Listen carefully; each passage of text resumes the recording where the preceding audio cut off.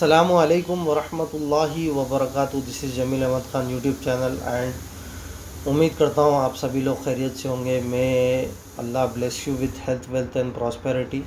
आप सभी व्यूवर्स को मैं ये वीडियो लेकर आया हूँ एनबीसीसी के रिगार्डिंग, क्योंकि कल मैं कम्युनिटी में पोस्ट करा था कि मैं एनबीसीसी में लॉस बुक कर चुका हूँ 57,000 का।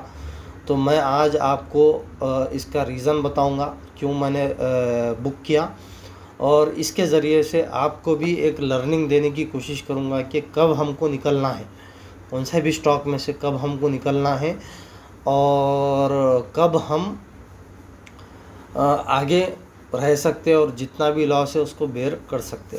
ठीक है, आपके पास हमेशा एक एग्ज़िट प्लान होना, वो एग्ज़िट प्लान भी मैं डिस्कस करूंगा और मेरे लर्निंग्स जो भी है वो मैं इस वीडियो में शेयर करने की कोशिश करूंगा। तो इस वीडियो को एंड तक ज़रूर देखिए, आपको बहुत बहुत लर्निंग इसमें मिलने वाली है।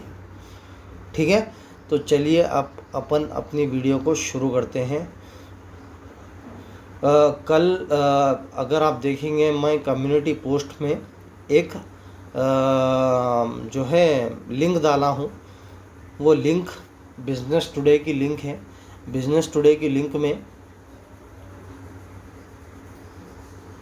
अगर आप देखेंगे बिज़नेस टुडे की जो लिंक है उसमें ये बताया गया है कि दिल्ली जल बोर्ड और एनबीसीसी के ऑफिशियल्स पे करप्शन का केस बुक हुआ है। अगर आप देखेंगे करप्शन केस किसने बुक किया? सीबीआई ने, सेंट्रल ब्यूरो ऑफ इन्वेस्टिगेशन ने 2022 में जो है करप्शन का केस बुक किया। ऑल्दो ये केस अभी साबित नहीं हुआ, लेकिन हमारे लिए नेगेटिव न्यूज़ है। ठीक है, और इसमें हमारे जो क्या बोलते सीएम साहब है दिल्ली के, अरविंद केजरीवाल जी, वो भी जो है उनको भी नोटिस एक्साइज डिपार्टमेंट से जो है नोटिस दी गई है।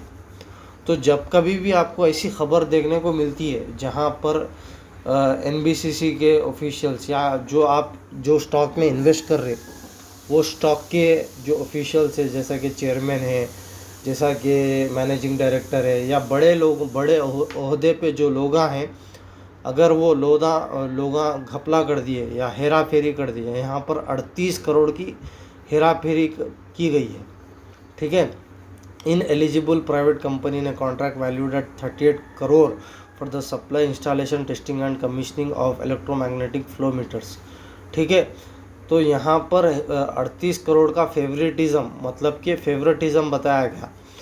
तो कभी भी आपको ऐसी खबर देखने को मिल रही जो स्टॉक में आप इन्वेस्टेड है उसमें कि वहाँ के ऑफिशियल्स घपला कर रहे, घोटाला कर रहे, या फेवरेटिज़म बता रहे, या रेगुलेटरी बोर्ड को सही से फॉलो नहीं कर रहे, या रूल्स एंड रेगुलेशंस को वायलेट कर रहे। जैसा कि मेन एग्जांपल हमारा पेटीएम है। पेटीएम क्यों गिरा? 1800 का वैल्यू पे था वो, अब अगर आप देखेंगे तो 350 उसकी मार्केट प्राइस चल रहा।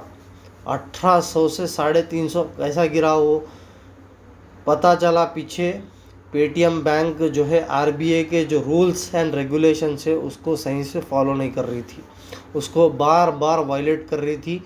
ध्रुव राठी की वीडियो है पेटीएम के ऊपर, आप उसको देखना, आपको क्लियरली पता चल जाएगा। तो अगर जब कभी भी आपको ऐसा मालूम हो और ऐसे आर्टिकल्स आ जाए कि ये ऑफिशियल्स के ऊपर केस बुक हो के या कुछ भी, तो वो स्टॉक को गिरने देने लगती। हाँ, अगर कोर्ट में है, सुप्रीम कोर्ट में है और सुप्रीम कोर्ट में से क्लीन चिट मिल गई तो वो अलग बात है, लेकिन वहाँ पर रिस्क बहुत ज़्यादा है। रिस्क अगर कोर्ट ये साबित कर दिया कि हाँ ये करप्शन केस में डायरेक्टली इन्वॉल्व है, तो तब तो फिर आपको जो है निकलना ज़रूरी हो जाएगा उसमें। तो बेहतर है आप जब भी ऐसे आर्टिकल्स देखो तो फौरी वहाँ से निकल जाओ, जितना भी पैसा है, no matter how many losses you have booked in it. अब मेरे को यहाँ पर 57,000 का लॉस बता रहा, लेकिन अगर मैं उसमें ट्रेड्स लिया तकरीबन 10 से 15 हज़ार का मैं प्रॉफिट में था, वो ट्रेड्स में शॉर्ट के ट्रेड्स जितने भी इसमें लिया उसमें मुझे 10 से 15,000 का प्रॉफिट हुआ।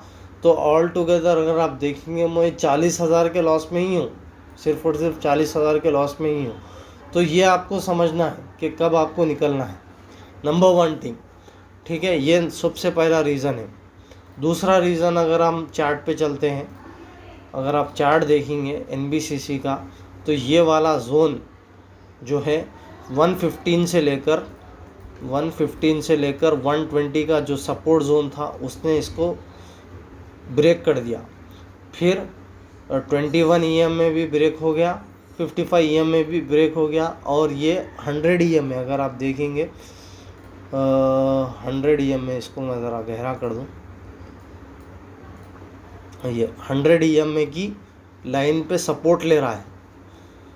तो और ये रोज़ इतनी अनप्रिडिक्टेबिलिटी है स्टॉक में, कभी लोअर सर्किट लग रहा तो कभी अपर सर्किट लग रहा। आज अगर आप देखेंगे तो आज इसने अपर सर्किट को क्लोज हुआ। अपर सर्किट ये इसका क्या है 114.80, इसका अपर सर्किट ही था, अपर सर्किट में ही ये क्लोज हुआ आज। तो ये बहुत अनप्रिडिक्टेबल स्टॉक हो रहा था, जिसकी वजह से हमको ट्रेड्स नहीं मिल रहे थे, शॉर्टिंग के ट्रेड्स भी नहीं मिल रहे, और जो बाइंग के ट्रेड्स है वो भी हमको नहीं मिल रहे थे, जिसकी वजह से ये एक दूसरा रीज़न हुआ इसमें से निकलने का। और अगर आप देखेंगे आज ये अपर सर्किट में क्यों क्लोज हुआ, क्योंकि इसको 230 करोड़ का ऑर्डर मिला सऊदी अरेबिया की गवर्नमेंट से, 230 करोड़ का ऑर्डर मिला है सऊदी अरेबिया की गवर्नमेंट से, जिसकी वजह से ये आज अपर सर्किट में क्लोज हुआ।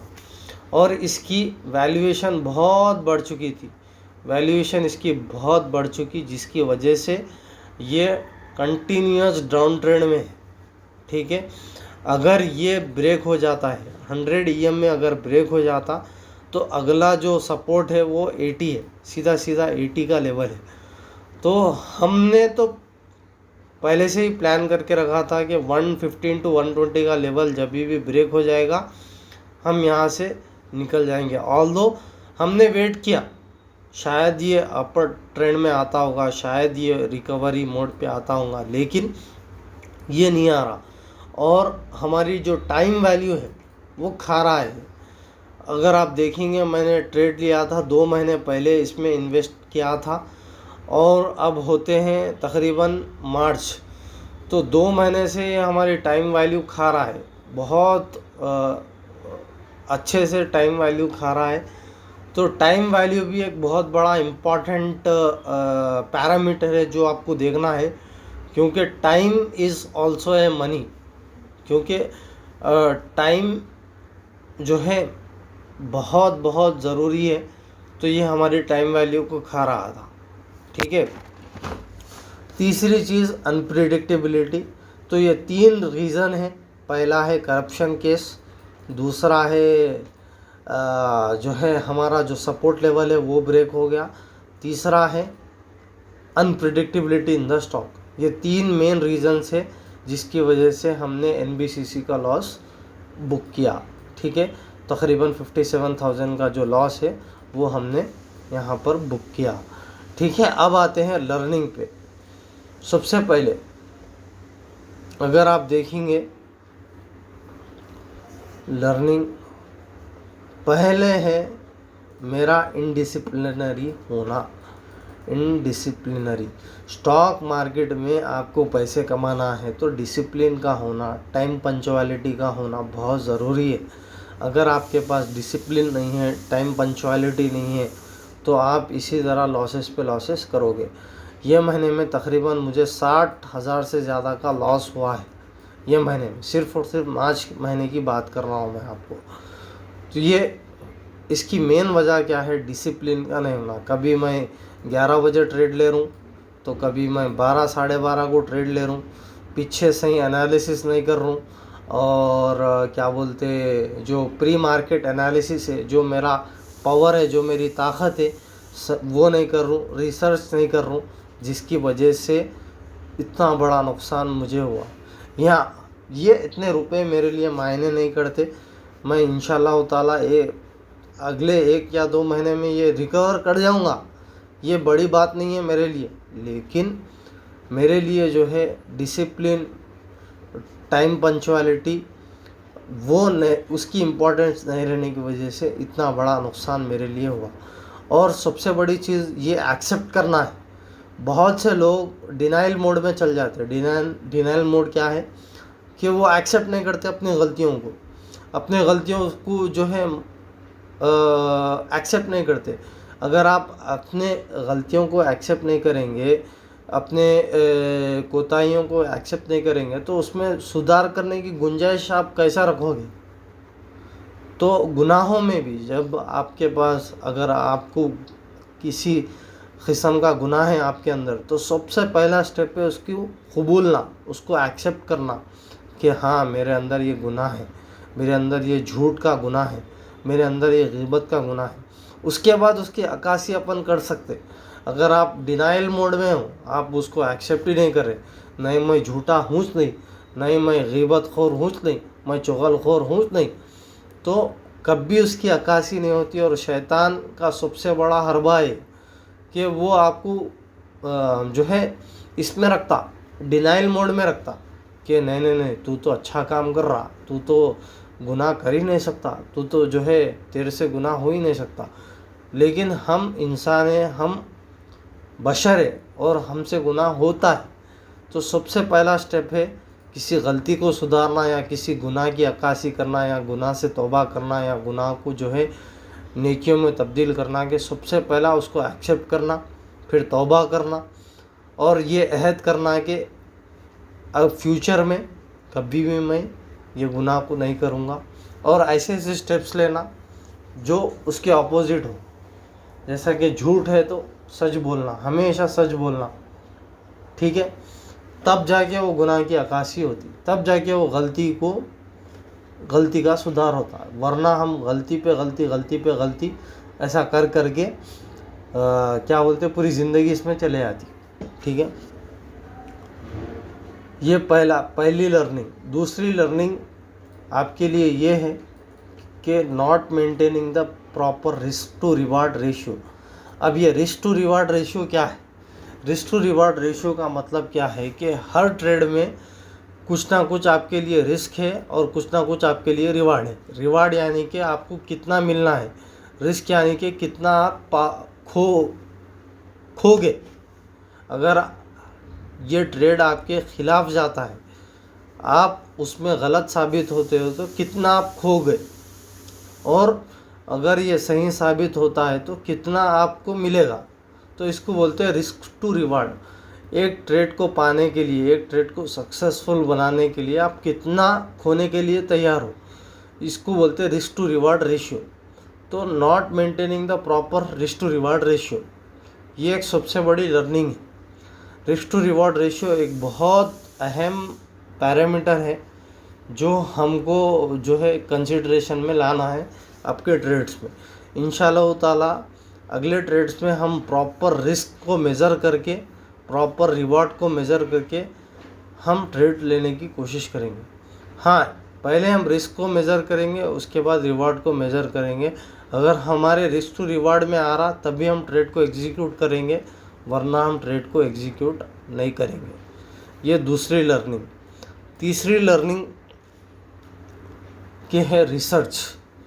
हर रोज़ हमको प्री मार्केट रिसर्च करना बहुत ज़रूरी है। रिसर्च रिसर्च रिसर्च, मैं फिर से बता दूं, research research research.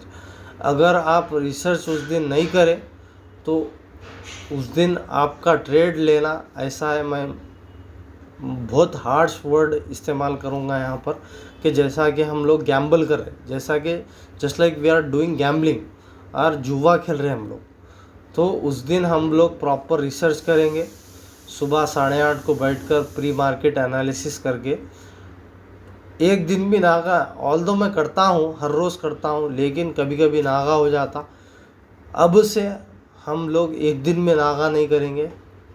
FIIs, DIIs, global market, market की न्यूज़, मार्केट की ट्रेंड, हर एनालिसिस करके हम इंशाल्लाह ताला आपसे ट्रेड को एग्जीक्यूट करेंगे।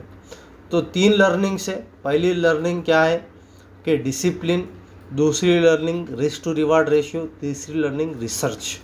ये 3 लर्निंग अगर आप इनकलकेट कर लेंगे तो डेफिनेटली आपको लॉस नहीं होगा और आपका हर ट्रेड प्रॉफिटेबल होगा। जिस तरह मुझे 60,000 का नुकसान ये महीने में हुआ, मैं उम्मीद करता हूँ आपको ये नुकसान कभी नहीं होगा अगर आप ये चीज़ फॉलो करेंगे। ये चीज़ आपको कोई नहीं बोलता है, मैं बेट लगा रहा हूँ, मैं आपको शर्त लगाने के लिए तैयार हूँ कि ये चीज़ आपको कोई नहीं बोलता।